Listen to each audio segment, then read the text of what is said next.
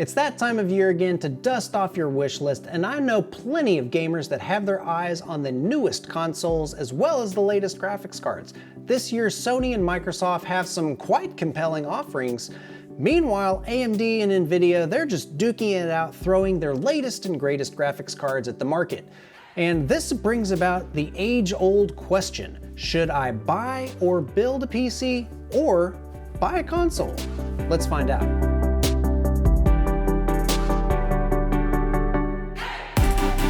These past few months have just flown by with significant releases from many of the big names in gaming hardware. Nvidia is starting to roll out their mid-range RTX 3000 series GPUs, while AMD has finally put their name back on the map in the high-end marketplace. Meanwhile, both Sony and Microsoft's next-generation PlayStation 5 and Xbox Series hardware are flying off of the store shelves.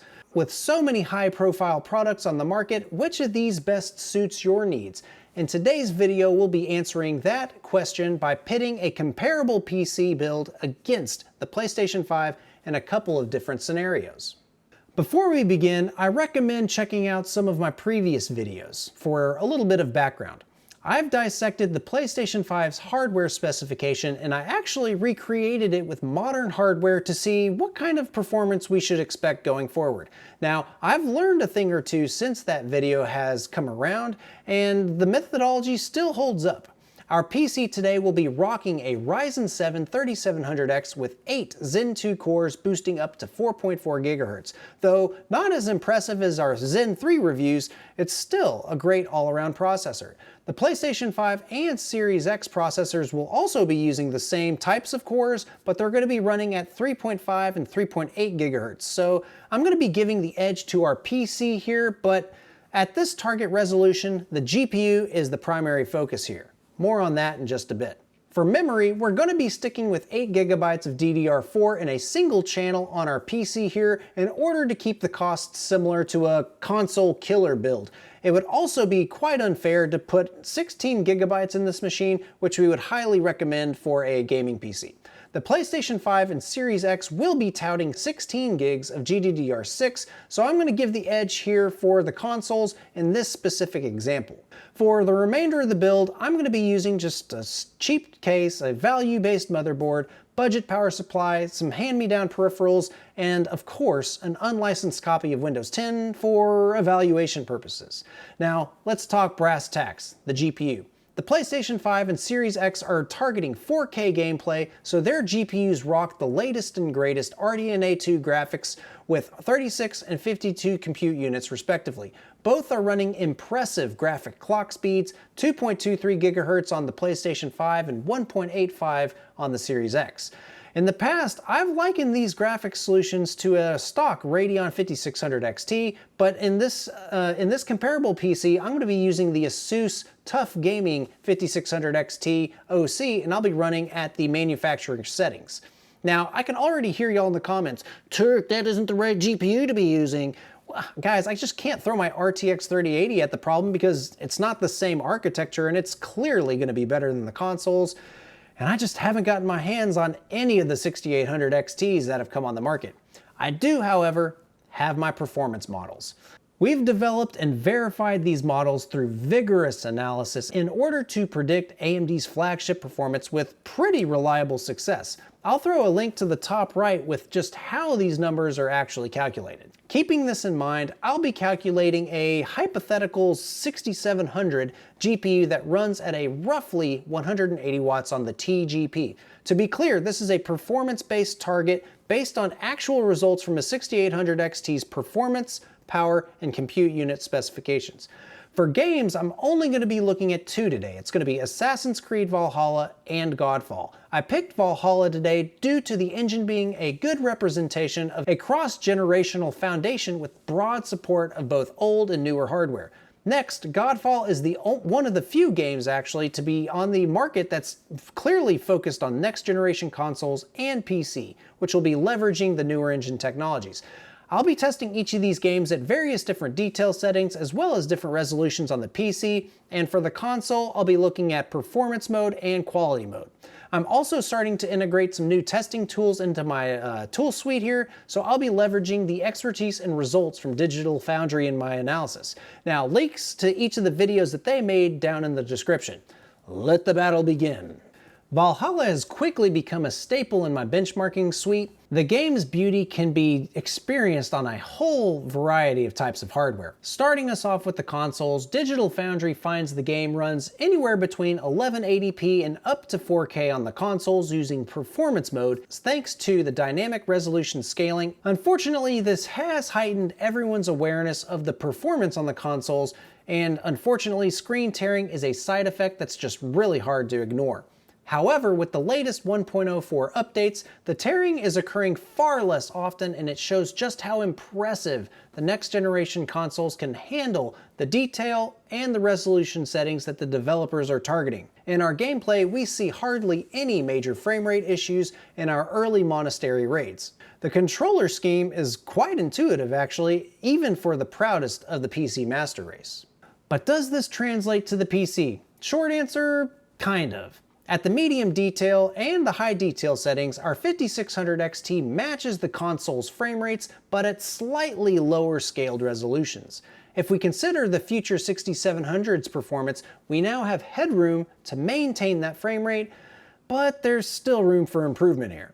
Fortunately, Ubisoft's Anvil Next 2.0 engine empowers us to utilize their adaptive quality feature for various target frame rates. This feature does have the side effect of, you guessed it, screen tearing. Enabling this feature does bump us up quite a few levels in the resolution scaling department, and it makes the high preset playable even on our dated hardware. The 6700 adds an additional margin to our equation, and we arguably surpass the console's experience here.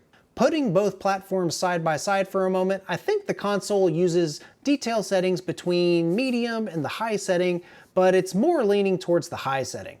Now this result bodes well because if they can fix the screen tearing issues with the consoles, chances are those fixes will trickle down to us lowly PC gamers. As for a winner, I'll give the PC platform an A for effort here.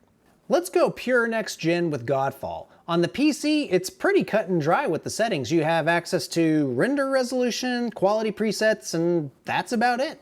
The gameplay is focused on melee combat, but my focus here is on the visuals. The Unreal 4 engine hammers the gaming PC, and only the medium preset runs above 60 frames per second with the built-in benchmark. Unfortunately, the 5600 XT is just not powerful enough to drive the higher resolutions and detail settings in our worst case scenarios, which is a sad story for gamers who have just bought mid-range graphics cards for their shiny new 1440p displays. However, there is hope in the RDNA 2 based mid-range graphics cards. Assuming a 6700-like card comes out with a TGP of around 180 watts, we can take AMD's 50% performance per watt claim and extrapolate out for some increased performance. My calculations range between 25 and 36% improved performance here, so splitting the difference gives us between 8 and 23 FPS depending on the resolution and the detail setting. As for epic detail settings, the 5600 XT just can't cut it. It's got too little on the VRAM, so I do expect far better performance with even an additional 2 GB coming from the 6700. What does this mean for the consoles? Again, I'm leaning on Digital Foundry's analysis here. Still, I'm shocked to see that the game appears to be running at a rendered resolution of right at 1350p, which is actually just below 1440p. Surprisingly, the frame rates look stable in performance mode, and the 4K upscale works wonders given the sultry render resolution. I've found that the graphical settings appear to be a mix of the PC's medium and their high detail settings in my testing. That is a massive win for the consoles here, especially considering they cost nearly as much as the GPUs themselves. If only the developers would unlock the rest of Unreal 4's features on the PC, specifically dynamic resolution scaling. Regardless, Godfall is a shining example of the future's impressive graphics. Still, its performance is an unfortunate reality for gamers running on sub-RTX 2060 Super GPUs. Now, where gaming's concerned, it's clear the next-gen consoles are a massive leap in performance compared to the PlayStation 4 Pro and the Xbox One X.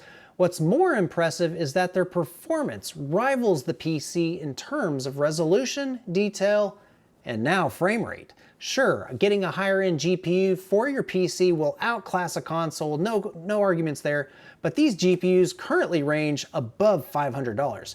The downside with the consoles is they fail to deliver authentic 4K gameplay.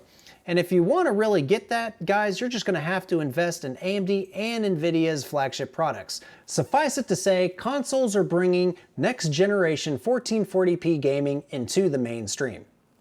Now, let's talk about usability. Obviously, the PC is going to win here because you can do practically anything with the PC. You can edit videos, write YouTube video scripts, browse the web, use multiple monitors. The possibilities here are just endless.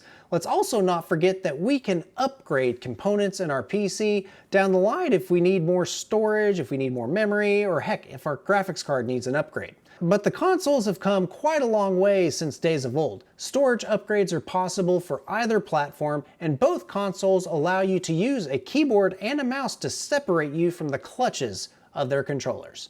With expanded user interfaces and improved streaming services, media consumption is a flawless experience. However, it's a console, and basic web browsing and everyday desktop tasks have mixed functionality on either system. And if you thought about streaming from your PlayStation 5, I highly recommend against it. The AMD encoder is still pretty bad, and when we're streaming even at 720p and 60 frames per second to Twitch, it really was a bad viewing experience. So should you pick up a PC or a console? It pains me to say this, but if you are focused only on gaming and already own a basic daily driver computer, I'd just pick up a next generation console. Now, before y'all tar and feather me, hear me out, chill out. Both of the consoles that we are looking at here, they're running the latest graphics and computing technologies. Each will outpace GPUs that will cost upwards of $400 for the next couple of years. Even factoring in 2 years of Xbox Live, PlayStation Plus, that will be well below the cost of an equivalent PC. Given the performance, these machines will likely last at least 2 to 4 years. Developers will continue to sink resources into improving their upscaling technologies, and they just are not going to be abandoning either of the PlayStation 5 or Xbox Series X consoles at any time. To be quite frank, the age of the console killer is over, for now. But that begs the question, what about us PC enthusiasts? If you're willing to invest $850 into building a computer, then yes, by all means, build a computer. There's just so much more you can do with these machines that you'll just be limping along to do with a console. Then again, you're now spending almost double the cost to get virtually the exact same gaming performance. But paying more than double does give you some benefits. You get higher refresh rates at 1440p in most games, and you can always upgrade your graphics card when, let's be honest, Cyberpunk's successor might come out in time. If you're building a PC from scratch and you're wanting to get comparable performance to the console, prepare to shell out upwards of $850 US for a decent mid-range PC. Now, these numbers coming up are estimates, but budget for about $400 for either company's latest GPU, $200 for a previous generation CPU, and hopefully you can find the rest of the parts on sale somewhere and you can get close to the console's performance. Now, stepping down to 1080p is still a great option, and if that's the case, there are plenty of GPUs on the market that will satisfy your needs. Now, for gamers that already have a PC, it's safe to say that upgrading to the latest GPUs at comparable prices will unlock most of the current generation console's features and increase your performance beyond that shown in this video. Tack that on with all the capabilities of a PC, $850 might just be worth the investment. Of course, everything here is based on availability. At the time of this video, everything is just out of stock. It really sucks. And word on the street is things will start opening up towards the beginning of the first quarter in 2021. Now, as bad as that sounds, I hope this video has equipped you with some information to know just, how much to save up for, or if you got a credit card, just how much available credit you're gonna need in case you come across one of these online.